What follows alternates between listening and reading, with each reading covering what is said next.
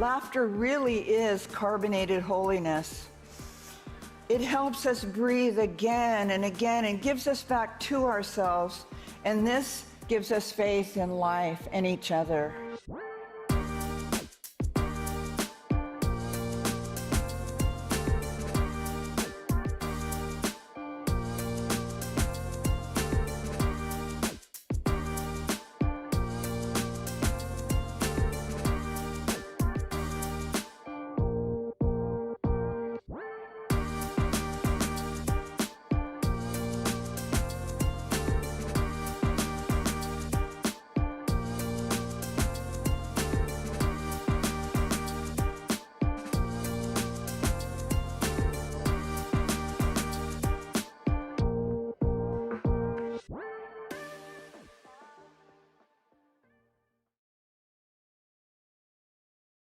Good morning and welcome to Washington Post Live. I'm Sally Quinn, a contributing writer here at the Post, and I'm delighted to be joined today by writer and acclaimed author Anne Lamott.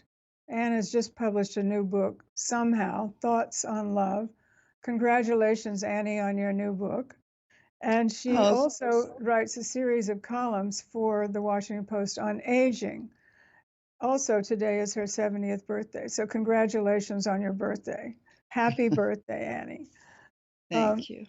You're only 70 years old today. That's not very old. And so you mentioned in your column today that it's young for an old person. 70 is about as young as you can be to be an old person. But I have to laugh when reading your column on aging in the Post, which I devour, at the idea that you think you're old. Why do you want to write about aging now at this young place in your life? Did your birthday have anything to do with this?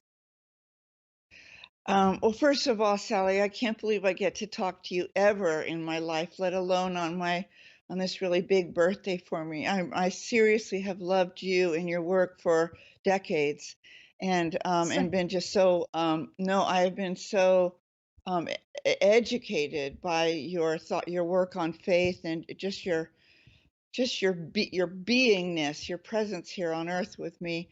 But well, I'll tell you the truth is that Shame, Mary Annie, Doon, shame. thank you, love.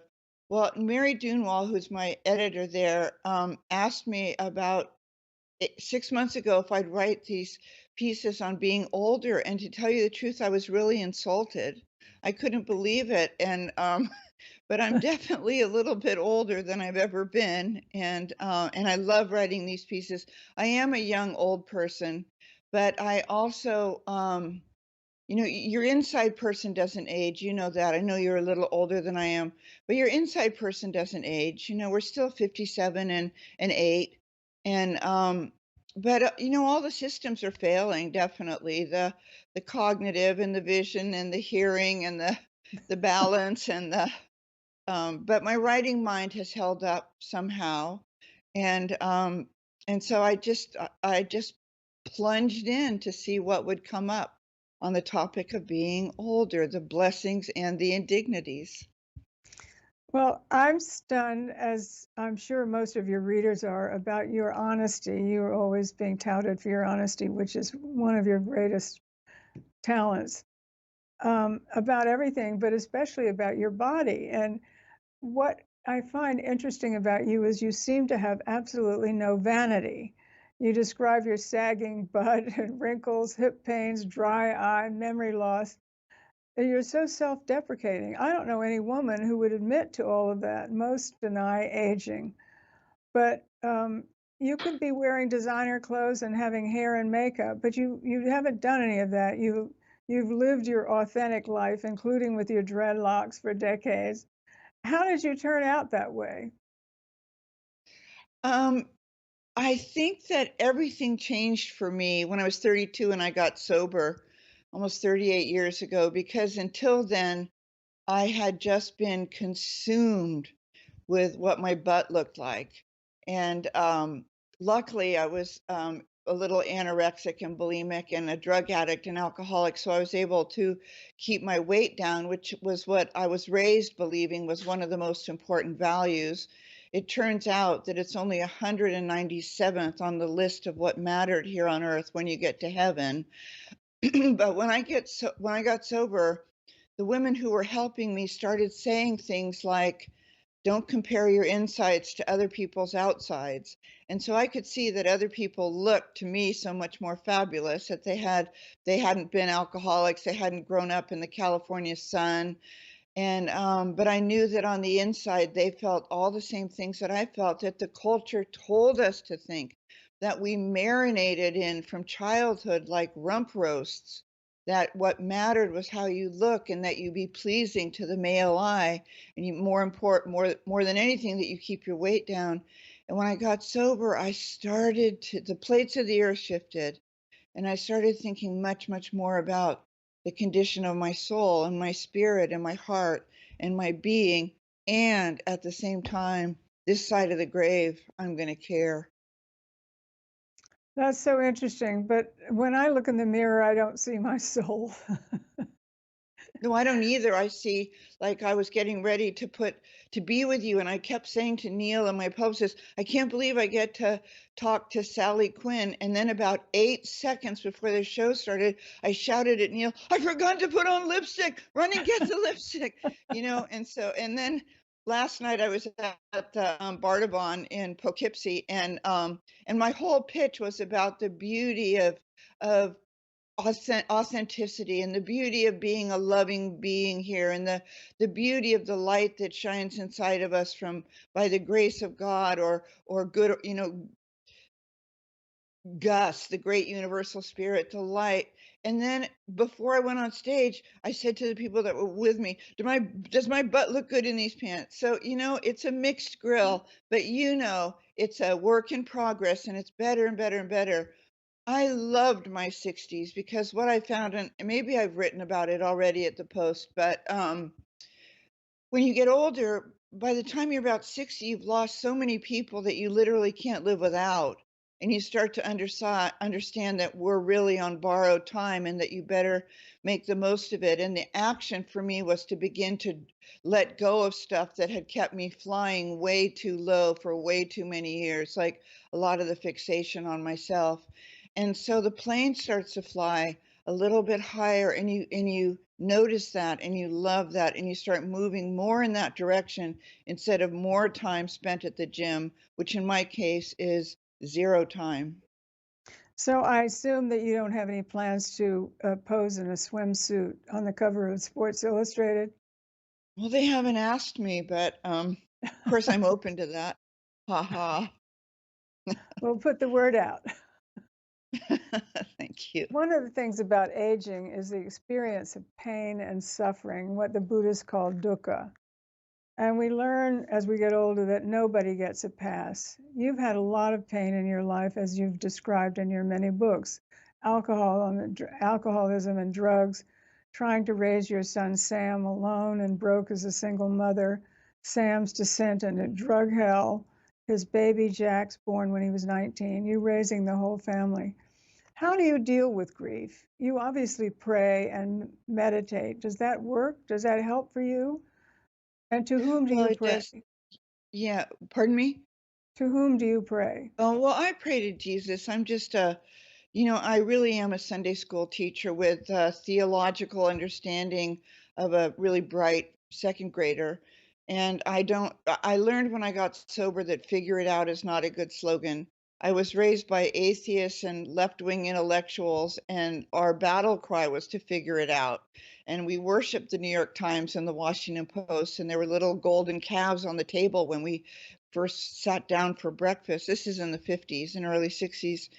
And then I just became accidentally, I mean, I've written a lot about how, but I became a Jesus girl. I was drawn on some very bad hungover mornings to a flea market in the part of Marin County, which is a very wealthy enclave, to a very, very, very poor part of town.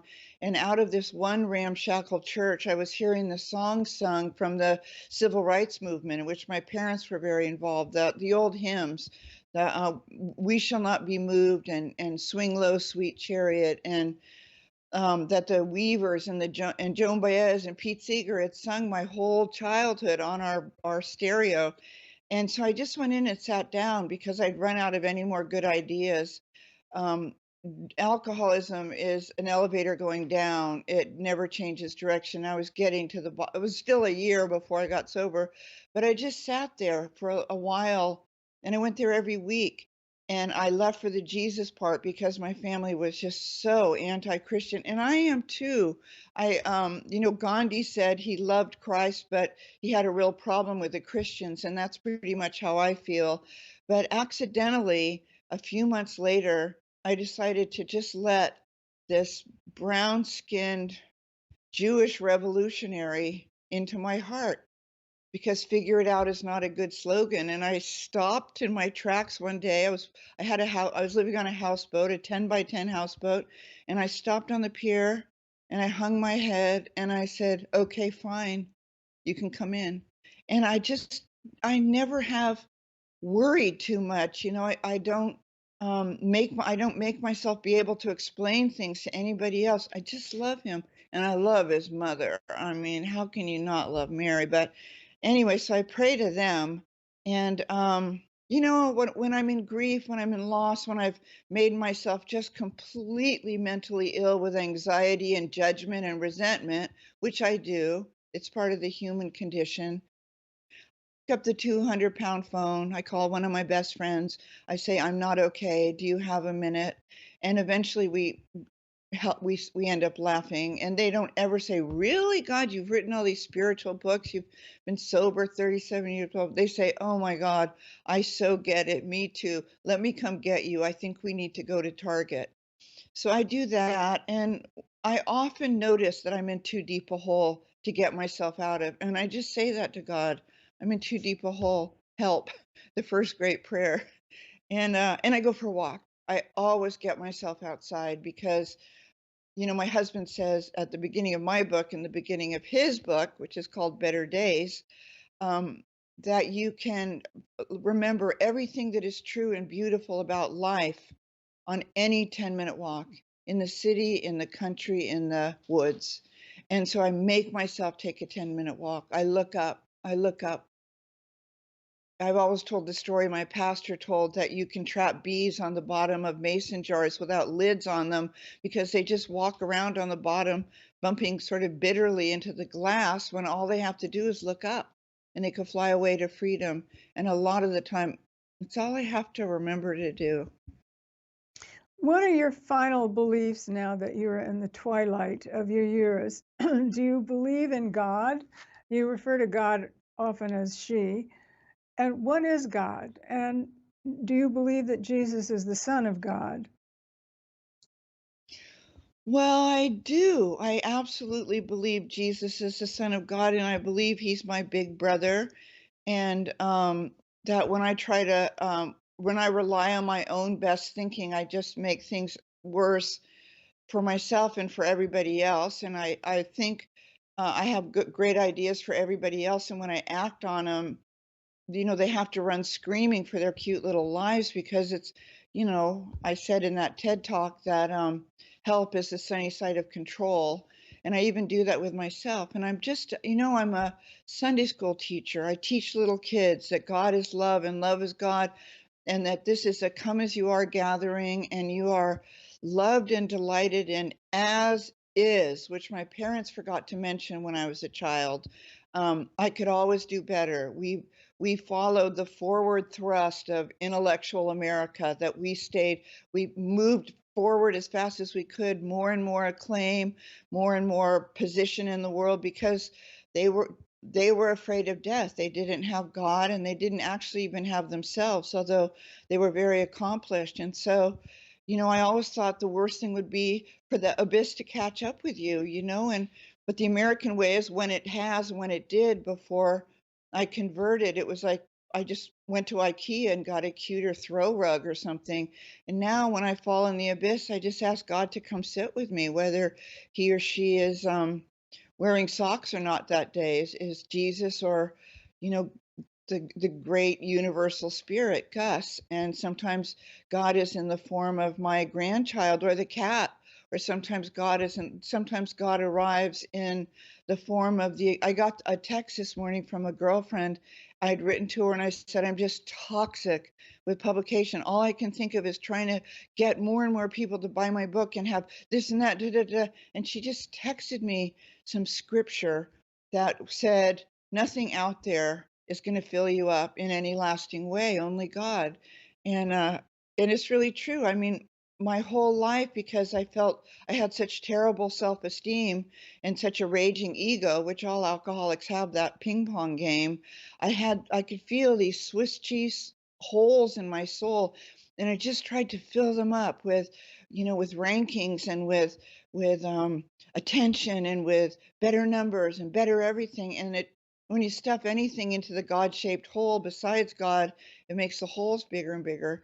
And then finally, I just got to, by the grace of God, stop doing that as often and as much.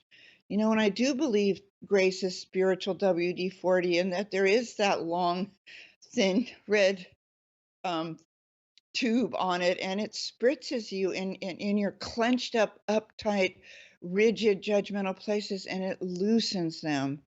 And I don't think God talks to me with a megaphone or skywriting or, the Mormon Tabernacle Choir and neon writing, but the right email comes, or somebody in the checkout line at Whole Foods makes me laugh and I get my sense of humor back.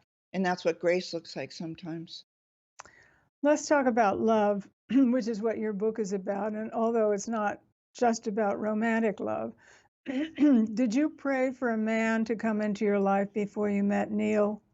And do you believe your prayers were answered? Well, I always dreamt of having a man of Neil's quality. Um, I was 63 when I met him, and we got married 2 days after I started getting Social Security. So the message is what my son has tattooed on his forearm, which is "We never give up." But I had always been really, really good at being alone. I love to be alone with the pets, and I also had a great emptiness in my heart for my soulmate. And I'd had lots of men and a couple of long-term relationships. But here's the thing, Sally. I had dreamed of meeting a man who, if he were a woman, would be my best girlfriend.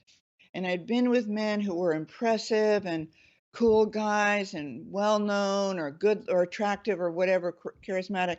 But I always secretly knew that if they were a woman, they wouldn't be my best girlfriend because we didn't grok each other at that level.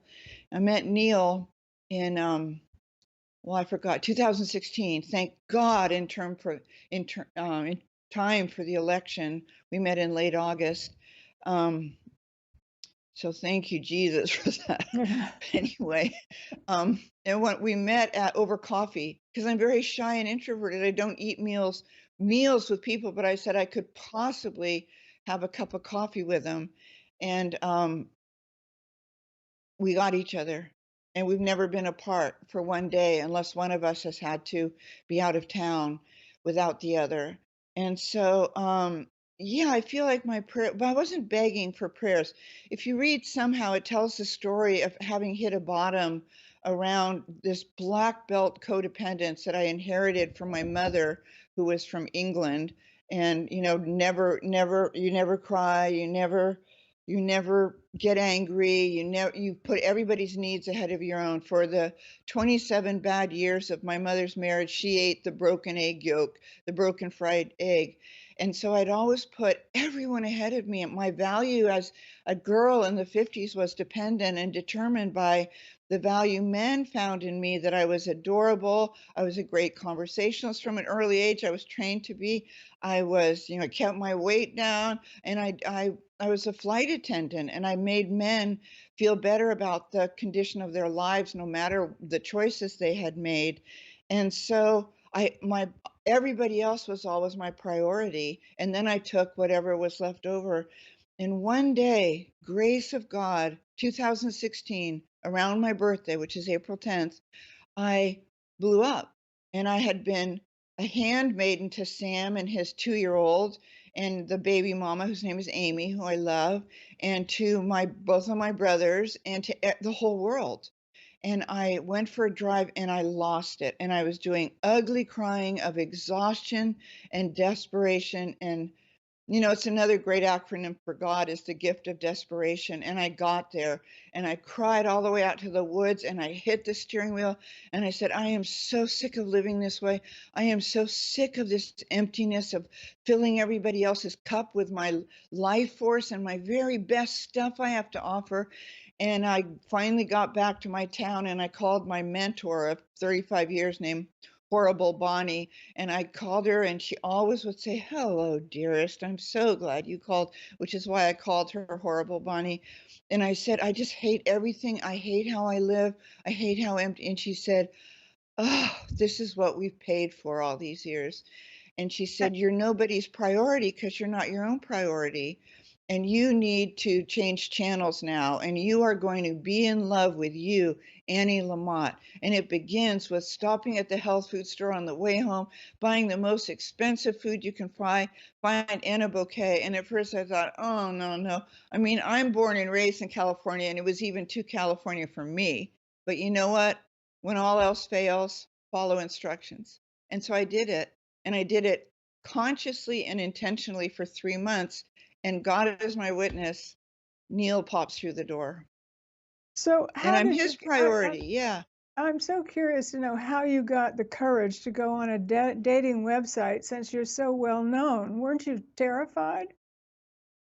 I wrote about it. People listening can Google Ann Lamott at Match and read about my first year on Match.com, which is pretty hilarious.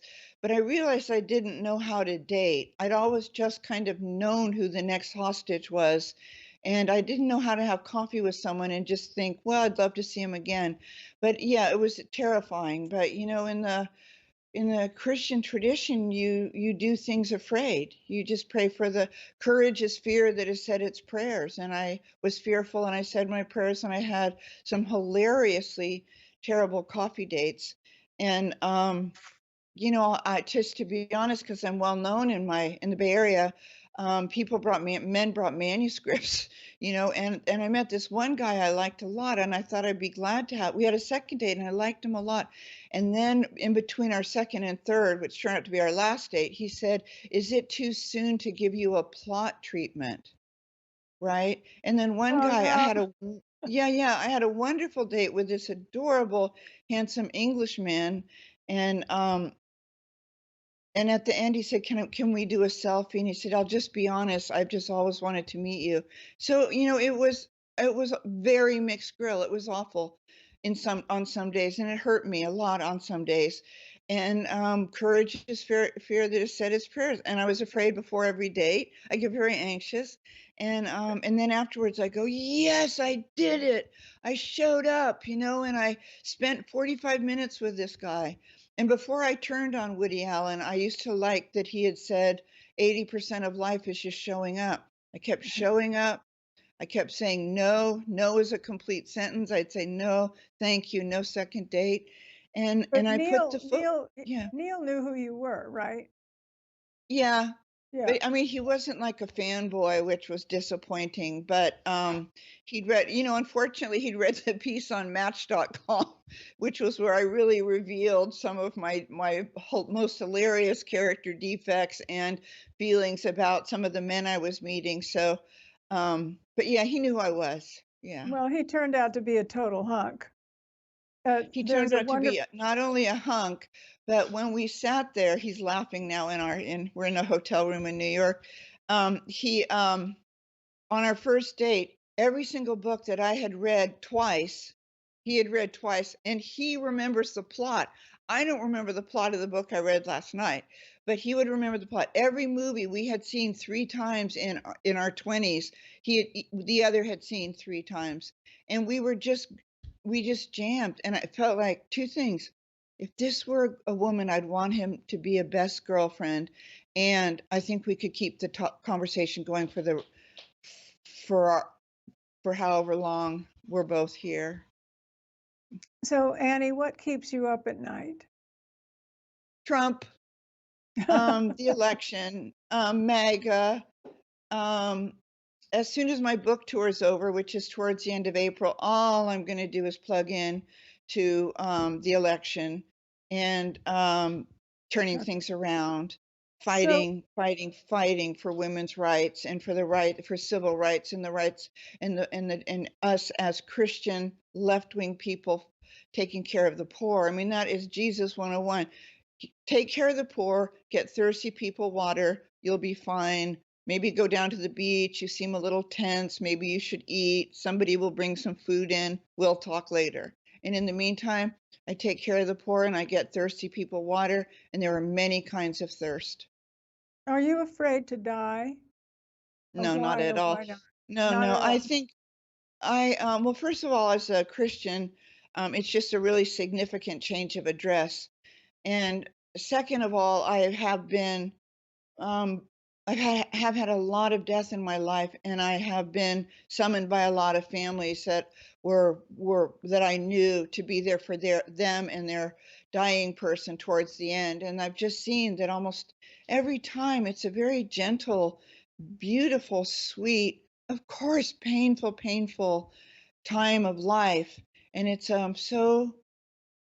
just so sacred, and it's just so doable, and and hospice is the cavalry, and what you discover in those last months of a person's life, they're not thinking about all the promotions they got.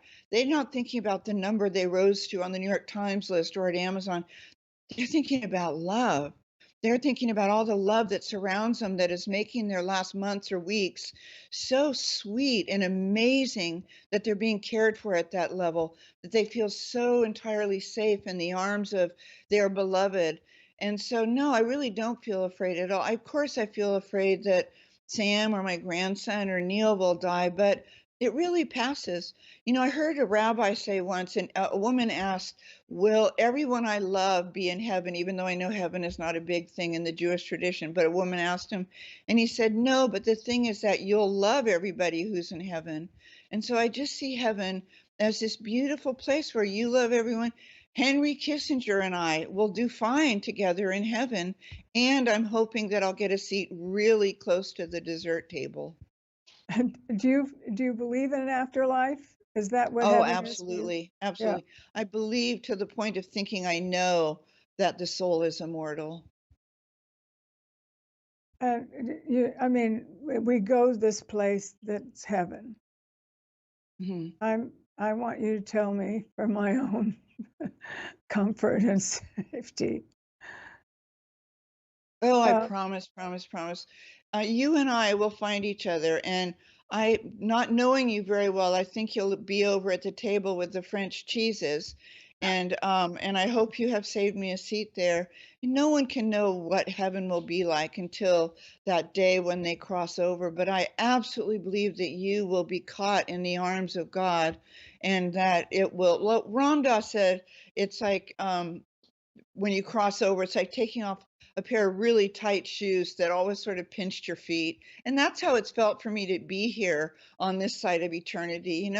For somebody as extremely sensitive as I am, it's been hard to be here at all. And it's only the grace of God and I mean this literally, the depth of the love and friendships of my close friends that has made it be doable and so amazing. That the reason I have so much faith is because of the quality of my best friends. And so no, I can promise you, if we were together after we finish this, I would just pray for you for the peace that passes all understanding, that no one can describe what it will be like, but except that it will somehow be love and Sounds desserts, all good. you want. Yeah, yeah. Annie, you quote William Blake saying that we are here to learn to endure the beams of love. I don't know quite what that means. Surely there is no grief like the grief caused by love. Of course. And I say that a lot in the book, but that nothing will hurt as much as love lost, but nothing can pull you back to your feet but love, and dust you off and help you start off again very slowly. But a lot of us that were the black belt codependents, were love givers and hope bringers and love bringers in whatever form. that we had to offer everybody else. But the miracle, and I got this when I got sober, was that I could take off my armor. Like, Duncan Trussell, the comedian, says that when you meet him, you're meeting his bodyguard when you first meet him. And I learned little by little that I could take off my bodyguard with more and more people. And I could take off my armor and send the bodyguard off to the library just to read for an hour while I get my work done, or commune with a new person. And We that I could learn to endure it. It's scary. What if they see me too deeply and too intimately, and they see who I really am, and what a mess I am, and what a fraud I am, and what my awful secret life. And but you know what? The deeper and deeper I go with someone, the more often we're both nodding our heads and going, "Yep, same, same, me too. Done that, thought that this morning before I called you." we have just a second for one more last question. What to Mhm. you is the divine? If you had to describe the divine in your life, what is it? The divine is the love energy of source and creation that Einstein talks about when he says there's really only one thing that everything is made out of. It's energy. And some of it's going really, really fast, like one of the 5-year-olds in my Sunday school class. And some of this energy is going very, very slowly, like a glacier, and which is a river moving very slowly. And I believe the divine is the love energy that we are made of, and that we're made for, and that our lives are about, and that we're here to learn to be people of love. When we bring love to someone else, when we bring love and hope to someone else, then we're surrounded by love and hope. Whereas before we felt scared and that the world is so cold and terrifying right now, we brought love and hope, and that's warmth, and that's the sunlight of the spirit. Annie, we're just about out of time, so I think we're going No, to have to. no, I know, I can't stand it. This has been such a treat. me I have too. always admired your work since I was doing my website on faith, and I can't believe we haven't met until today. But I know. I just want to thank you so much for being here, and keep on writing. And you've inspired so many women, I'm sure, to go on dating websites and find their Oh, true thank love. you. Um, Thank you. it's great to see you, and good luck with your book. Your book is Thank you riveting, so and much. one of the things that I love about your book is that, you go off on these tangents, and I keep thinking, where is she going with this? Where is she going with this? And then I turn the page and I think, damn, she nailed it. Yeah, And I wonder if really you, as a quickly. writer, if you felt that way, because I know I'm writing along something, and then all of a sudden I think, oh, I got it. And it always Yeah, seems to yeah. me like, yeah, wow, you Yeah, made it. yeah. Well, I'll just really quickly tell you, my son and I wrote a book, a follow-up to operating instructions. It was called Some Assembly Required, that was about a journal of his first son. He had a baby when he was 19. And so we go on tour and we both be at the mic, and I would answer one of these questions the way I do, with tangents all over the place. And I'd see the blood drain from his face. Like, how is she going to pull this off and bring us back to where she started? And then somehow, skin of my teeth, I You pull did. it off. Yeah, that Thank you. it's sort of annoying because I keep thinking she's never gonna pull this one off, and then there it is. But anyway, I'm sure you've got so many fans just reading about you and watching you on television. People are, it's a cult. There's an Annie Lamott cult. I wonder if that's dangerous. I don't see it that way. I just think it's like this really big gathering of people who want to talk about spirit and soul and God and who we actually really are deep down, and to together decide that we are going to be who we were born to be instead of who we agreed to be at an early age because it seemed to make everybody else so happy. Thank you so much for this interview. I loved every second of it, and I'm sure all the people who are watching have. It's such a treat, and everyone should read the book somehow, Thoughts on Love. You'll love it. It's so much fun to read. And watch her pull it off all the way through the book.